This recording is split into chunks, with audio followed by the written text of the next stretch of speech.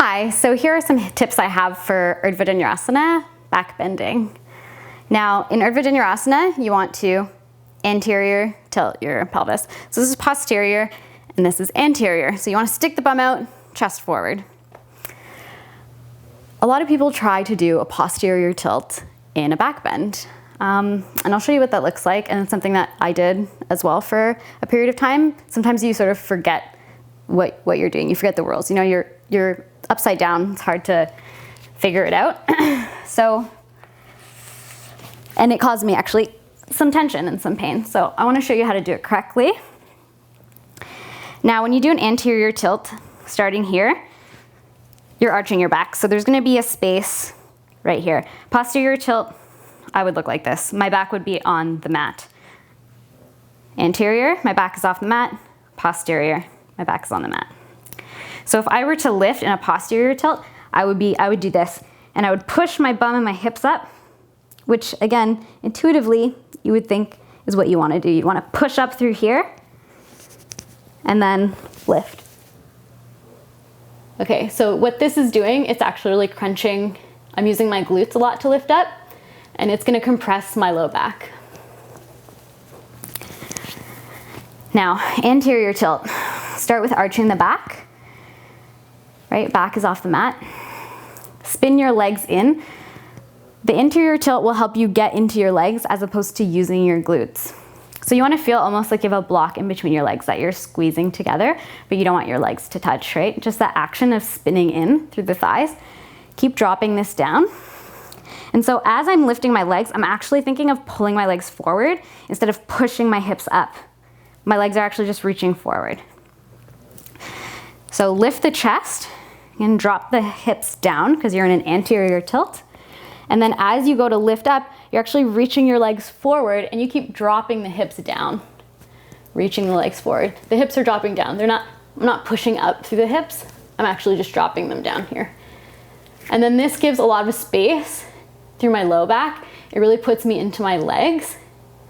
And that's where you're gonna do pain-free back bending. You're not gonna have pain in your low back from a back bend if you drop this down, right? So you might think, oh, this looks pretty and it looks extended, but this is gonna save you a lot of tension in your back. So don't be afraid to drop down through the hips. Really find the legs. So the next part of back bending is the shoulders. And in a similar way, what maybe seems like depth is what you're gonna go for naturally, but it'll create some issues in your shoulders over time. So the most common thing is people internally rotating their arms in a back bend, and they should be externally rotating their shoulders. It's not really about the arms, it's about the shoulders. So internal rotation, the arms are spinning in like this. So what does that look like upside down? It's difficult, it's tricky to tell. So I'm gonna lift up into a back bend. Now if I internally rotate my arms here, which I will do now, it's gonna look like this, and I'm gonna wanna do this. So when you see people doing this, their chest coming in, they think, oh, this is so deep, pushing my chest out. Their shoulders are completely internally rotated. This is gonna cause you some issues. And then you're not really I'm not in my legs at all, actually, so that compresses the low back a little bit. Now I'll show you what it's like for external rotation. So I'm gonna drop down, externally rotate my arms, and then here I am. So now putting my chin towards my chest actually feels completely uncomfortable and unnatural. And I'm lifting more like the back of my ribs. My chest is still going this way, but I'm not pushing my chest out here.